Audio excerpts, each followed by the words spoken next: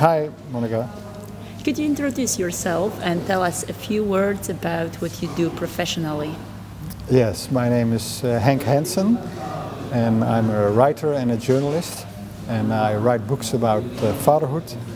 I used to be a magazine reporter, but as soon as I became a father, I started to, I got a strong interest in the subject, and I wondered how are fathers informed. And I noticed that most books or websites are geared towards mothers. Okay. And there are not many books or websites that especially direct themselves to fathers. So I sort of made a career out of that. Yeah, have you decided to write your books with the language of company management? Yes. Wasn't it possible to write about fatherhood, to write for modern fathers, with another language? Yeah, of course. It's just a gimmick. I try to find a language that appeals to men, and men don't want to read. In general, men are not really fond of reading, generally, and especially not when it comes to parenthood and taking care. And before you know it, you write in a very soft, gentle tone that just does not appeal to men. So I try to find this lingo. I use management lingo to seduce men, to attract them to this topic. I got this idea reading about an American professor, and he says that fatherhood, in fact, is a very good tool to boost your career, because if you practice fatherhood as an involved dad, which means that you take part of the education for more than 40%, you acquire all kinds of skills like emotional intelligence, conflict management, and all these skills you can also use in your work. So he says fatherhood is the best management training, and that's when I read about that, I thought, hey, that's the idea I will use. So you don't need MBA studies, you just No, need that's to become my a theory. father. No, if you want to give your career a boost, become a good manager or something else in work, you learn it at the kitchen table. And could you give us some examples of the language that you use to refer to parents, to fathers? Making the same mistake again, but I will talk about it later. Yeah. Well, I use words like input instead of food, and output to talk about everything that comes out of a baby. Instead of diapers, I talk about profit and loss. All the chapters are set up as a management book. Profit and loss is simply what do you invest in your child? Money, attention, and time. But what comes out of it? Do you expect some kind of profit from your children? So what it's supposed to be make you happy. That's the result you would like to have, to become happy from your kids. But how high are the chances that you will really get this benefit? So I calculate the chance based on research on how if you become happy, which is not always the case. Yeah, it's completely different from expecting benefits in a company, because you're dealing with a person who might decide to do something completely else.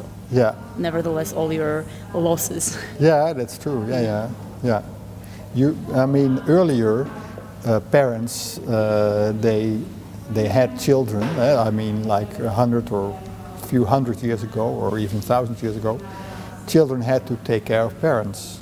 When the parents got older, children took over. They were a kind of pension. But nowadays, children do their own thing as they grow up. They don't live in your own house anymore when you become older. So they are supposed to make us happy, but that's if you talk about investment, it's a very insecure investment. And have you got any feedback from fathers about how they like the language that you use? Is it helpful for them? Yeah, my book has sold very well, it still sells very well. I've sold about 40,000 copies of Baby Management, and it's translated in German, in English, in Portuguese, in Chinese. Hopefully in Polish soon. Yeah, I hope so. Yeah.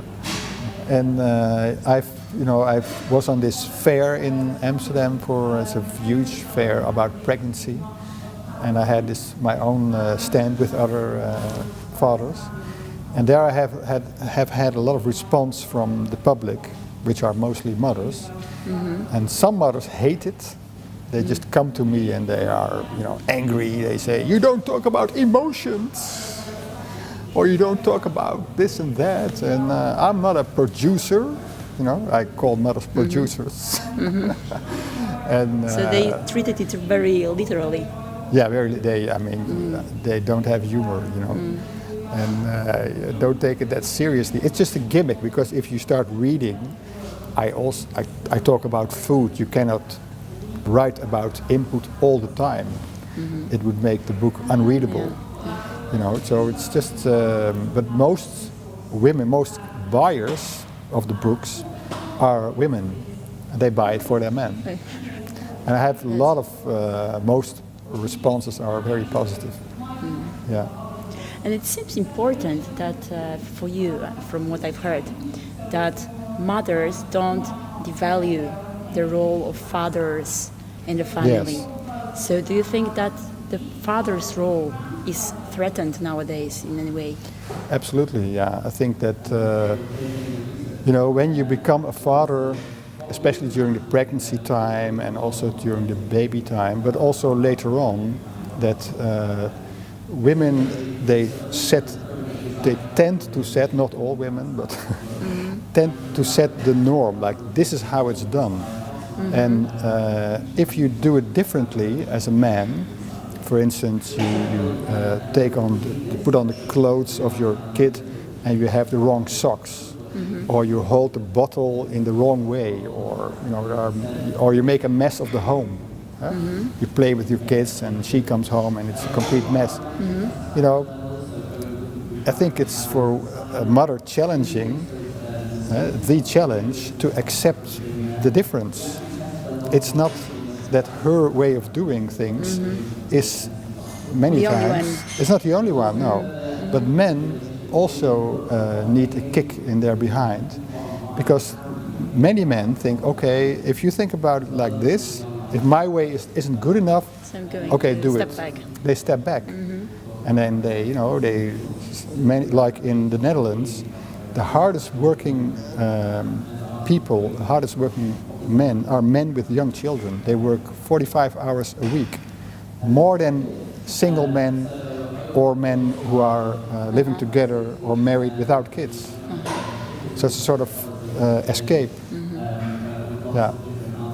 Okay, it was funny that I used the word parents twice, because you said that parents don't really exist, that there are mothers and fathers. Yes. And you also said that fathers are like sleeping giants of advertising. So what can marketers, brand managers do to wake up these giants? I think tips would you give? First they should forget about parents, and if you make an expression, any kind, that can be a leaflet or a commercial or whatever, and you use the word parents, you are likely to address only mothers. They're falling off. Yeah, the word parents has been claimed by mothers.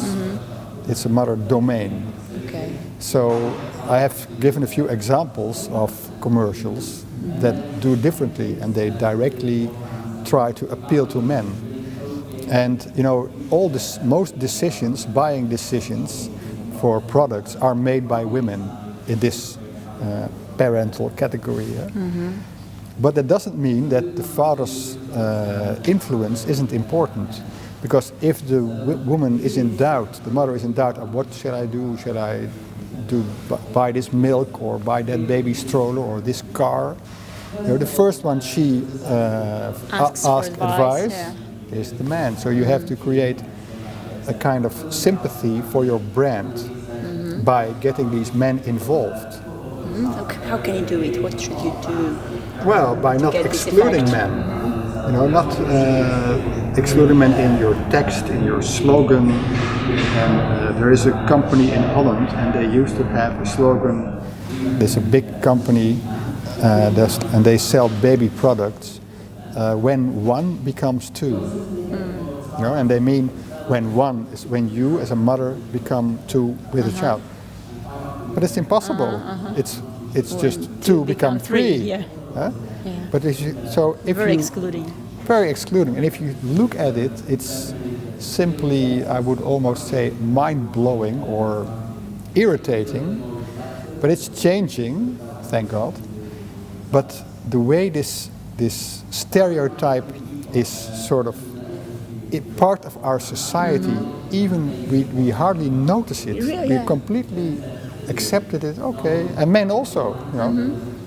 You know, oh yes, it's true. I'm also part of it. But men, you know, and it's difficult to convince men of their importance, because the majority of men thinks that his wife is a better parent. So even them. Yeah. This way. Yeah. I think even that in society we should start a debate about the importance of men. You know, if we want to have them involved, like in the EU, there are campaigns starting to get, because the workforce is graying. We need more people to work, especially in Holland and in Germany, maybe in Poland too. It's similar. Yeah, more women need to work. So it becomes more important to share the burden of household tasks. So if you want to do that, you have to accept men taking part of it in their own way. So generally speaking, men should be more noticed, more appreciated. More appreciated, exactly. Yeah, yeah. You in can their do that. differences. Yeah, I mean, you can also do it in government rules by giving them more time to take, you know, after birth, or taking some kind of caring, like in Sweden and Scandinavia, they have that. You know, I think there is a big task for politicians here as well, to lay out the path, start this debate, and create an environment which protects men in their role. Okay, thank you very much for your observations and for the interview. Okay, thank you.